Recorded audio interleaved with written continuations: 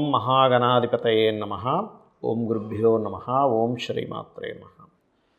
అరుణాం కరుణాతరంగితాక్షీం ధృతపాశాంకుశపుష్పబాణచాపాం అనిమాదిభిరావృతాం మయూకైః అహమిత్యేవ విభావయే భవానీం. శ్రీమాత్రే నమః.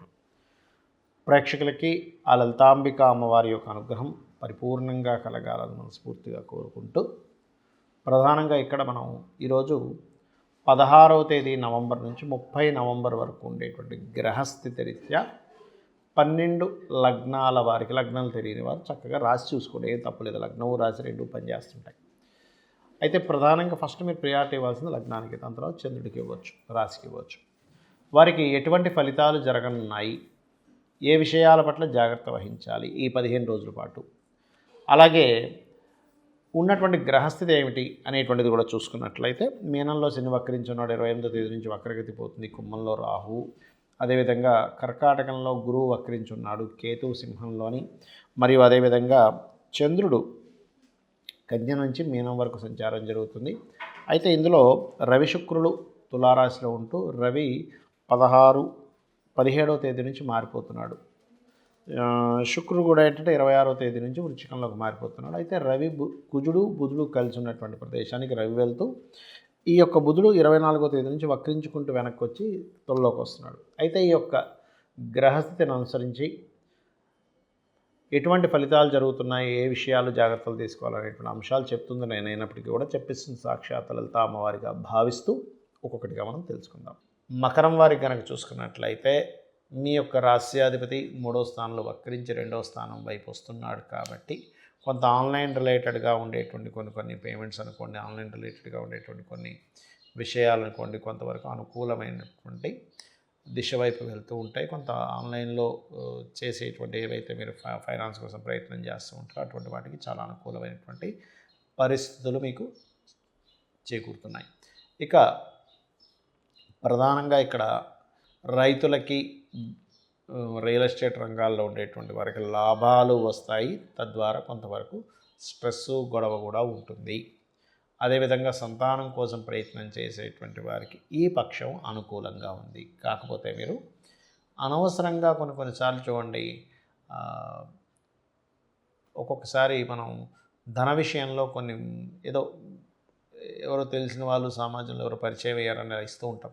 28, 29, 30 తేదీలు పొరపాటును కూడా ఫైనాన్షియల్ మ్యాటర్స్ విషయంలో పార్ట్నర్స్ని మీరు చేర్చుకునేటువంటి అంశాల్లోని, వివాహ నిర్ణయాలు తీసుకునేటువంటి విషయాల్లోని 28, 29, 30 తేదీలు కాస్త జాగ్రత్తగా ఉండండి.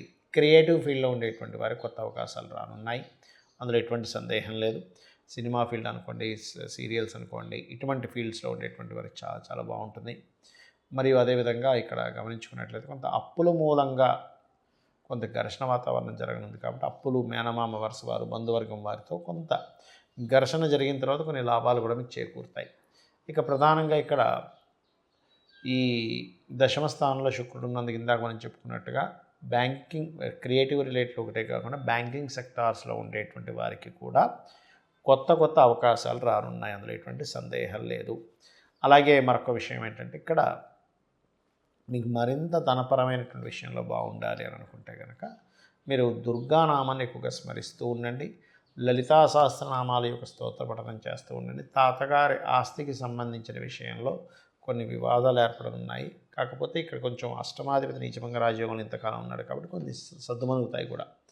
ఇక మీరు నిత్యము చేయవలసినటువంటి దేవతారాధన, లలిత అమ్మవారి ఆరాధన చేస్తూ రాహు, శని, కేతు గ్రహాల దగ్గర దీపారాధన చేయడం అనే విధాలు బాగుంటుంది. చాలామంది నన్ను రత్నధారణ ఎలా చేయాలి అని అడుగుతూ ఉన్నారు. అసలు రత్నం ఎంతవరకు మనకి పనిచేస్తుంది, దీనికి ఏమైనా శాస్త్రం ఉందా అంటే, అగ్నిపురాణంలో దీనికి సంబంధించినటువంటి ప్రామాణికమైనటువంటి అంశాలు చెప్పబడ్డాయి అందులో.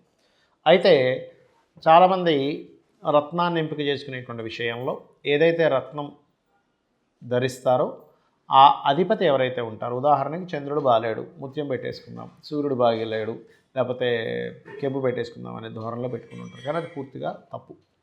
మీ జన్మలగ్నాత్ లగ్న పంచమ భాగ్యాధిపతులు ఎలా ఉన్నారు, వాటికి కొంత ప్రిఫరెన్స్ ఇవ్వచ్చు. కాకపోతే వాటిల్లో ఎలా ఉన్నారో చూసుకోవాలి. ఒకటి, మీ యొక్క అవసరాన్ని బట్టి, మీకుండేటువంటి స్థితిగతులను బట్టి. మీకు కాస్త మానసికంగా ఎక్కువగా ఇబ్బంది ఉంది, చంద్రుడు పాడయ్యాడు, అప్పుడు రత్నం కంటే కూడా మీరు ఓం మనస్వినియే నమః అనే మంత్రం చేసుకోవడం ముఖ్యం. లేదంటే చంద్రుడు బాగున్నాడు కాబట్టి కొంత పర్లేదు, మరీ అంత పాడైపోలేదు, యావరేజ్గా ఉన్నాడు, అంత పోర్ట్ఫోలియో కూడా బాగుంది, అప్పుడు మీరు ముత్యం పెట్టుకోవచ్చు, తప్పులేదు. అయితే ఇక్కడ మీరు ఒక విషయం అర్థం చేసుకోవాల్సింది ఏంటంటే, రత్నము ధారణ అనేటువంటిది కొంతవరకు సపోర్ట్ చేస్తుంది, కానీ అదేదో మొత్తం మీ జీవితాన్ని కంప్లీట్గా మార్చేస్తుందని మాత్రం అనుకోకండి. రత్నాలకి శాస్త్రం ఉంది.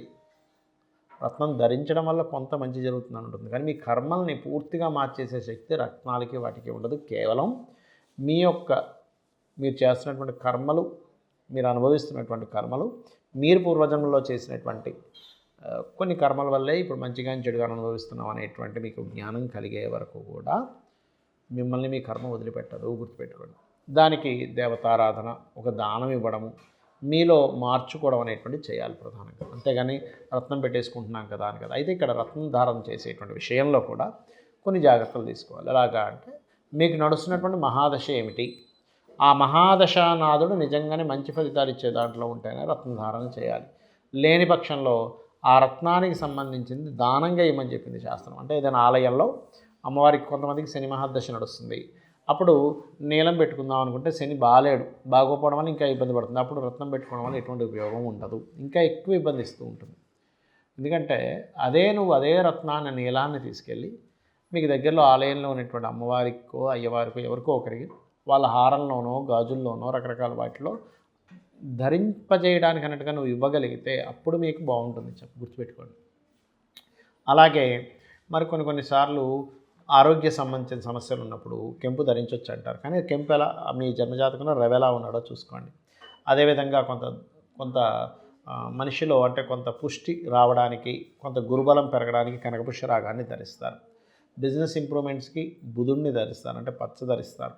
అలాగే కొంత ధైర్యం పెరగడానికి, మనిషిలో ఒక రకమైన ఫైరీ నేచర్ పెరగడానికి, అదేవిధంగా కొంతమందికి కుజదోషాలు ఉంటే కూడా కొంతమంది ధరిస్తుంటారు. కానీ ఇక్కడ దోషం ఉంటే ధరించడం కాదు, ఆ గ్రహం బాగుంది, ల్యాండ్స్ మూలంగా మేము ధనం పొందాలనుకుంటున్నాము, అప్పుడు మాత్రమే కుజుడికి సంబంధించినటువంటి పగడం ధరించాలి. అదేవిధంగా వైడూర్యం, కొంత వైరాగ్య ధోరణి ఉన్నప్పుడు పోవడానికి, కొంత ఆధ్యాత్మిక ఇది పెరగడానికి వైడూర్యాన్ని, మీకు రాహు కనుక బాగున్నట్లయితే పర్టికులర్గా గోమేధికాన్ని ధరించాలి. అయితే ఇక్కడ ఏంటంటే, మొట్టమొదటిగా మీరు అర్థం చేసుకోవాల్సింది, రత్నధారణ చేసేటప్పుడు మీకు ఆ ప్లానెట్ యొక్క పరిస్థితి ఎలా ఉంది, పాపకత్తిలో ఉందా, శుభకత్తిలో ఉందా, మంచి పోర్ట్ఫోలియో ఉందా, మీకు అసలు అది అవసరమా లేదా అనేది చూసుకోండి. అలాగే మరొక విషయం ఏంటంటే, మనకి ఆ రత్నం పనిచేసేది కొంత అయితే మనకి ఫీలింగ్ ఉంటుంది, కొంత అమ్మయ్య నేను ఈ రత్నాన్ని ధరించాను కదా, అమ్మయ్య నాకు కొంచెం ప్రశాంతంగా ఉంది, కొంత మన యొక్క ఆలోచన విధానం కూడా దాని మీద పనిచేస్తూ ఉంటుంది, గుర్తుపెట్టుకోండి. అలాగే మరొక విషయం ఏంటంటే, మనం చేసే ప్రయత్నం కూడా భగవంతుడే అనేటువంటిది అర్థం చేసుకోవాలి. శాస్త్రం కూడా ఆ యొక్క పరమాత్మే అని అర్థం చేసుకోవాలి. ఎందుకంటే శాస్త్రాలన్నీ కూడా మనకి మహర్షులు అందించారు. కాబట్టి మనం ఎందుకు జన్మించాము, ఈ జన్మ సార్థకత చేసుకోవడానికి మనం ఏం చేయాలనేది ప్రధానంగా మీరు గుర్తుపెట్టుకోండి. అలాగే మరొక విషయం ఏంటంటే, ఇక్కడ గమనించినట్లయితే మీ జన్మలగ్నాత్ 12 భావాలు అసలు ఏ గ్రహం ఎటువంటి కండిషన్ ఇస్తుంది, దానికి మనం ఆ విషయం జోలికి వెళ్ళడం మంచిదా వెళ్ళకపోవడం మంచిదా అనేటువంటిది ఉంటుంది పర్టికులర్గా జన్మజాతకంలో. కాబట్టి ఎప్పుడైతే మీరు ఆ జన్మజాతక చక్రరీత్యా మీరు ఏ ప్లానెట్ బాగుందో దానికి సంబంధించిన వ్యాపారం చేయడము, దానికి సంబంధించినటువంటి ఉద్యోగం చేయడము, దానికి సంబంధించినటువంటి విద్య అభ్యసించడము, తత్సంబంధించిన ఇన్వెస్ట్మెంట్స్ చేయడము, అది ఎప్పుడైతే అనుకూలంగా ఉందో ఆ సమయాల్లో వివాహాలు చేసుకోవడము, మీకు విదేశీ యోగం ఇస్తున్నట్లయితే మీ యొక్క ప్లానెట్, మీ యొక్క జాతకము, అప్పుడు విదేశాల కోసం ప్రయత్నం చేయడము, ఇన్వెస్ట్మెంట్స్ చేయడము, ఒక గృహం కొనుక్కోవడము, అది ఏ దిశలో కొనుక్కోవాలి, ఇవన్నీ చెప్పేదే శాస్త్రము. ఇవి ఖచ్చితంగా పనిచేస్తాయి, దాని యొక్క ప్రభావం కూడా ఖచ్చితంగా బాగుంటుంది, అందులో ఎటువంటి సందేహం లేదు. ఇక మీరు ఏదేమైనప్పటికీ కూడా జాతకం ఎలా ఉన్నా లేనట్లయితే మీరు ఉన్నటువంటి ఇల్లు వాస్తు అంటే మారలేని స్థితిలో ఉండి వాస్తు బాలేని ఇంట్లో ఉన్న ఒకటి మాత్రం గుర్తుపెట్టుకోండి, అమ్మవారి పాదాలను ఆశ్రయించి ధర్మబద్ధంగా మన పని మనం చేసుకుంటూ వెళ్ళిపోతుంటే అమ్మవారే మనల్ని చక్కగా ఒక తల్లిలా కాపాడుతుంది. శ్రీమాత్రే నమః.